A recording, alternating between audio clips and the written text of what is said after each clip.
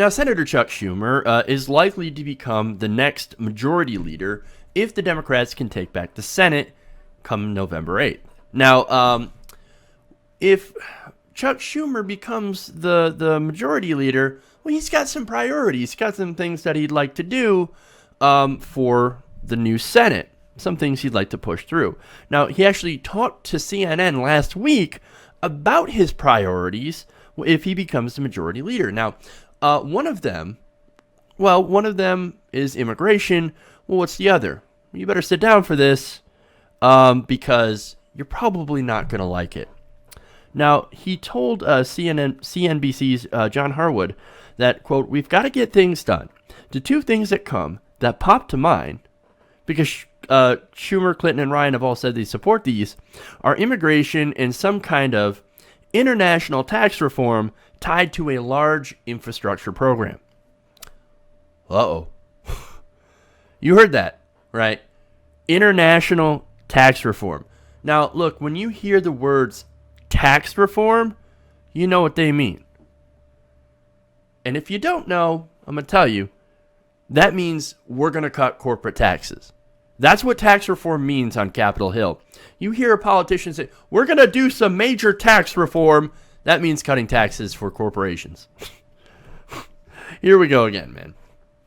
Now, The Intercept explains that Schumer and other Democrats are looking to give corporations a tax holiday. Okay. Now, right now, why would they do that? Well, okay, so right now, corporations are holding about $2.5 trillion overseas that is untaxable. If it's brought back into the United States, it'd be taxed at 35%, right? Well, okay. So all that money sitting overseas, Democrats want to get it back so they can get some tax money from it and put it into an infrastructure project. Now, look, I'm all in support of bringing money back. The problem is that the Democrats and Republicans are looking at giving these corporations a tax holiday, basically saying that, hey, you promised to bring this money back overseas, but in return, you're going to get a vastly reduced tax rate. Now, so what are they looking at? They're looking at a 5% tax rate. So that's, look, normally they're taxed at 35%. They're saying, bring all this $2.5 trillion back, and we'll tax it at 5%. Oh, that is a windfall. For these corporations, they're like, yes, please, we'll take that. And they will. Now, that's not the only thing Chuck's working on. And that's not the worst of it. Now, in an exchange with CNBC's John Harwood, Schumer confirmed that, yes, he's working on a tax holiday, as I just mentioned. But when Harwood asked Schumer if, quote, it would be a permanent lower rate, not a holiday rate, Schumer replied, yes. You can't do a one-shot deal. Well, there it is. Here's the Democrat proposing to cut corporate taxes even more, even lower than they already are. You can't do a one-shot deal. You just can't.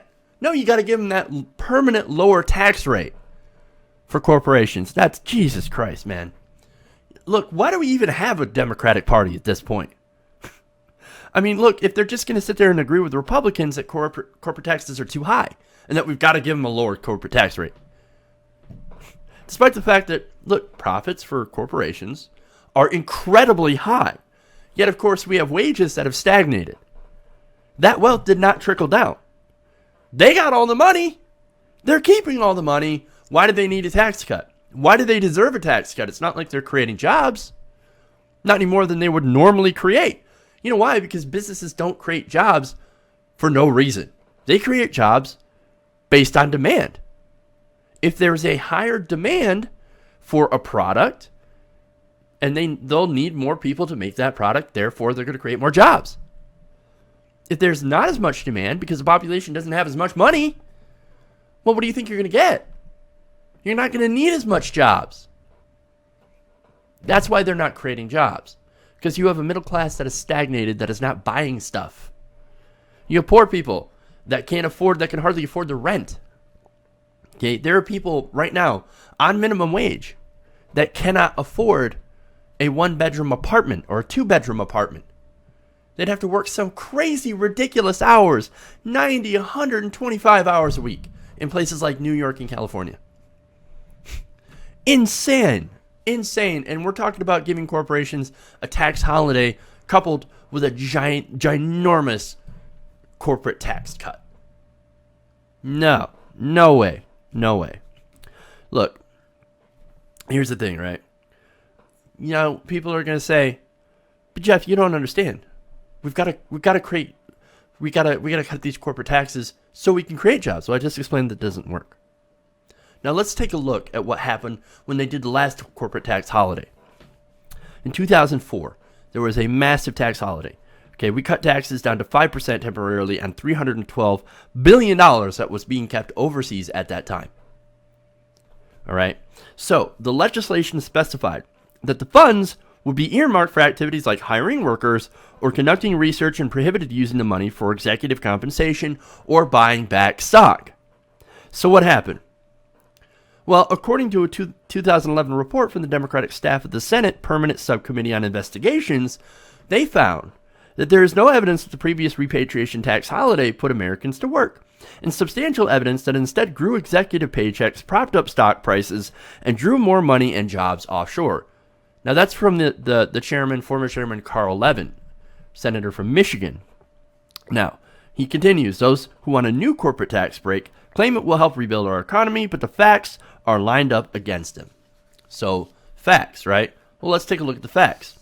Now, according to this report, the 15 companies that repatriated the most after the 2004 tax break on the return of those overseas profits later cut a net 20,931 jobs between the years of 2004 and 2007, and slightly decreased the pace of their spending on research and development. What does that mean? The complete opposite happened when they got all this money back overseas. They cut jobs and they spent less on research and development. Well, wait a minute. I thought it was supposed to bring back jobs. No. It lost jobs. And look, you can't blame the recession. This was pre-recession, 2004 to 2007. Now, if it were during the recession, you could say, okay, obviously our economy crashed. A lot of jobs were lost. You could forgive that. But this was before. So you can't really blame that on these jobs being lost. No, you point at this tax holiday, and you could say, well, it definitely wasn't a tax holiday. The tax holiday did not help at all. It did not help create jobs. No, it didn't destroy those jobs either, but it did the complete opposite that it was supposed to do, that they were trying to sell it as. So, you might say, okay, look, we lost a lot of jobs, right? Lost a lot of jobs. But the companies were at least not allowed to do stock buybacks or pay executive bonuses, right? Well, wrong. A Think Progress study of how the repatriated money was spent shows that 92% of the money brought back by these companies was used to buy back stock and pay executive bonuses. This is a boondoggle, man. They brought all this money back at 5% taxes. The government got a little bit of money from this. They lost out a lot of money that could have been taxed had they brought this back at a regular rate, at the rate that they're supposed to actually pay. So the government gets screwed, the workers get screwed, the taxpayers get screwed, and the companies make off like bandits, man. And here's Chuck Schumer saying, no, let's have another holiday. This time, it'll work.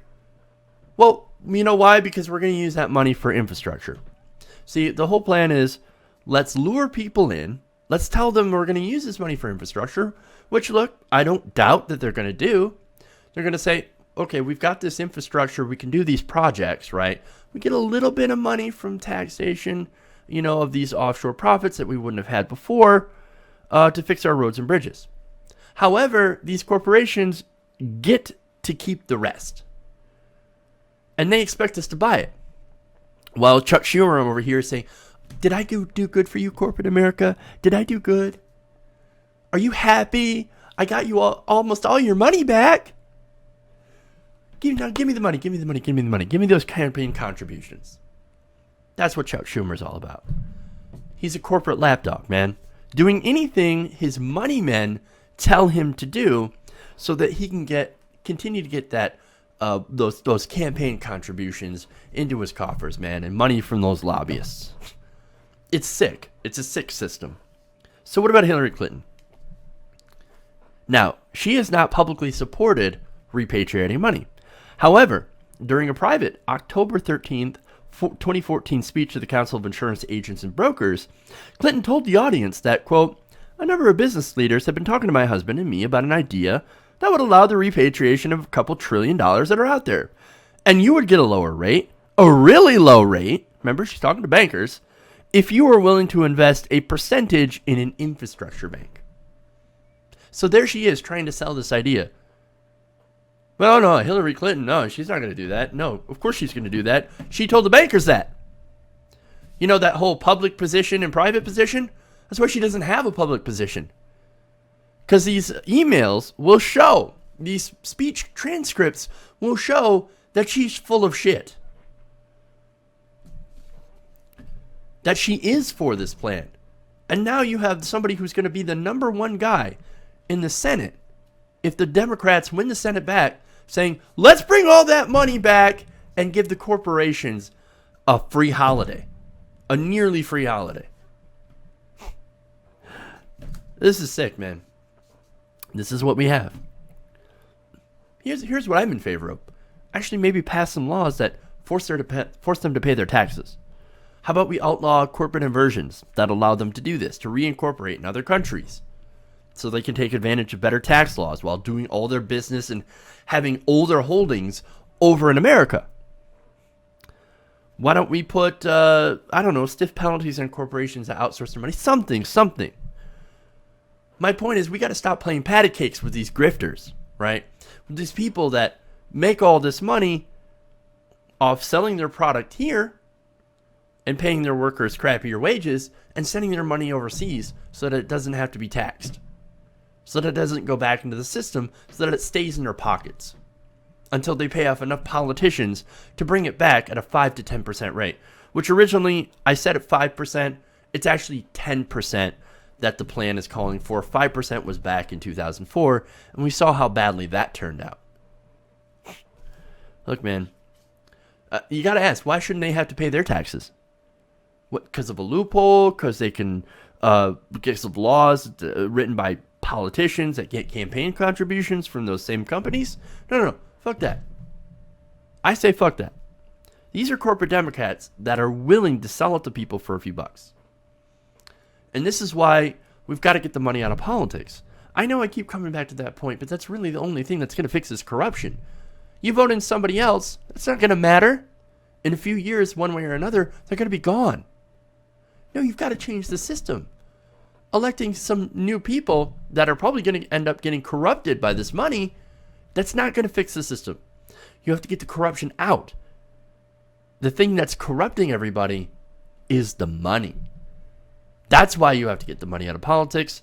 That's why. It's why we need a constitutional amendment. Hey everybody, thanks for watching this video. If you want to see more like this, please hit the subscribe button below. And if you want to support truly independent, non-corporate media, go to our Patreon page and become a patron. Patreon.com/TYTNation.